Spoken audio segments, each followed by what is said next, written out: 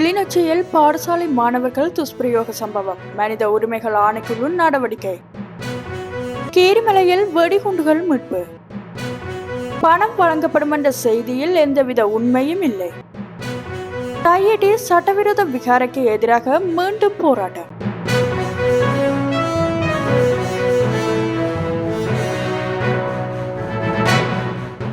கிளிநொச்சியில் 16 சிறுவர்களை பாலியல் துஷ்பிரயோகத்துக்கு உள்ளாக்கிய விளையாட்டு பயிற்றுனர் விரைவில் கைது செய்யப்படுவார் என இலங்கை மனித உரிமைகள் ஆணைக்குழுவின் யாழ் பிராந்திய இணைப்பாளர் ரி கனகராஜிடம் கிளிநொச்சி போலீசார் உறுதியளித்துள்ளனர். கிளிநொச்சி போலீஸ் நிலைய பொறுப்பதிகாரியுடன் தொடர்பு கொண்ட இலங்கை மனித உரிமைகள் ஆணைக்குழுவின் யாழ் பிராந்திய இணைப்பாளர் டி கனகராஜ் குறித்த விடயம் தொடர்பில் போலீசார் மேற்கொள்ளும் சட்ட நடவடிக்கைகள் குறித்து வினாவிய போதே விளையாட்டு பயிற்றுனர் விரைவில் கைது செய்யப்படுவார் என கிளிநொச்சி போலீஸ் நிலைய பொறுப்பதிகாரி தெரிவித்துள்ளார்.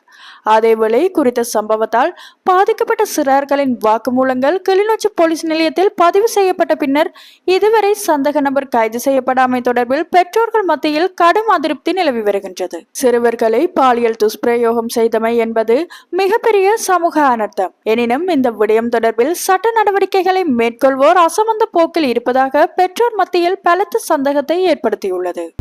யாழ்ப்பாணம் கீரிமலை பகுதியில் நேற்றைய தினம் வெடிபொருட்கள் மீட்கப்பட்டுள்ளன. நாராயணன் சுவாமி கோவிலுக்கு அருகாமையில் உள்ள கிணறு ஒன்றினை சுத்தம் செய்த போதே இவ்வாறு குண்டுகள் அவதானிக்கப்பட்டன. இந்த நிலையில் காங்கேசன்துறை போலீசாருக்கு விடயத்தை தெரியப்படுத்திய நிலையில் ஆர்பிஜி குண்டு மற்றும் 81 மில்லிமீட்டர் குண்டு என்பன மீட்கப்பட்டுள்ளன. வெளிநாட்டில் தொழில் புரிவோருக்கு இலங்கை வெளிநாட்டு வேலைவாய்ப்பு பணியகத்தால் சிங்களம் மற்றும் தமிழ் புத்தாண்டுக்கு 10,000 ரூபாய் வழங்கப்படும் என தெரிவித்து வெளிநாட்டில் இருந்து இயங்கும் ஒரு யூடியூப் சேனல் வெளியிட்டுள்ள காணொலியில் எந்தவித உண்மையும் இல்லை என தெரிவிக்கப்பட்டுள்ளது. இது சம்பந்தமான காணொலியில் வெளிநாட்டில் தொழில் புரிவோர் தங்கள் கடவுச்சீட்டின் நகலை இலங்கையில் உள்ள எந்த ஒரு வெளிநாட்டு வேலைவாய்ப்பு பணியக அலுவலகத்திலும் சமர்ப்பித்து பணத்தை பெற்றுக்கொள்ள முடியும் என தெரிவிக்கப்பட்டுள்ளது. மேலும் இந்த மோசடி காணொலியை நம்பி யாரும் ஏமாற வேண்டாம் என்று இலங்கை வெளிநாட்டு வேலைவாய்ப்பு பணியகம் பொதுமக்களை கேட்டுக்கொண்டுள்ளது. இந்த நிலையில் எதிர்காலத்தில் இதுபோன்ற மோசடி செய்பவர்களுக்கு எதிராக சட்ட நடவடிக்கை மேற்கொள்ளப்படும் எனவும் வெளிநாட்டு வேலைவாய்ப்பு பணியகம் தெரிவித்துள்ளது.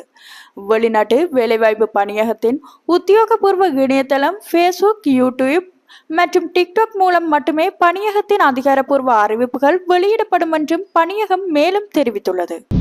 வலிவடக்கு தையிட்டி பிரதேசத்தில் அமைந்துள்ள சட்டவிரோத விகாரைக்கு எதிரான போராட்டம் இன்று மீண்டும் ஆரம்பிக்கப்பட்டுள்ளது.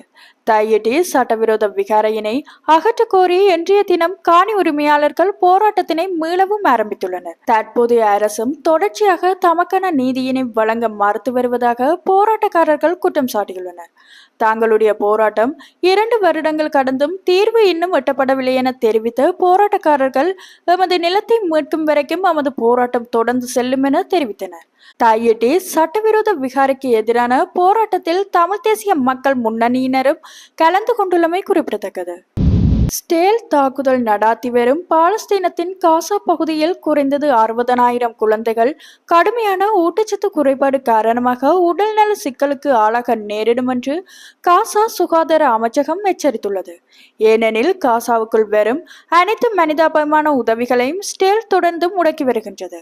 மார்ச் 2 முதல் எந்த மனிதாபிமான உதவிகளை கொண்டு செல்லும் வாகனங்களவையும் காசாவுக்குள் நுழையவில்லை.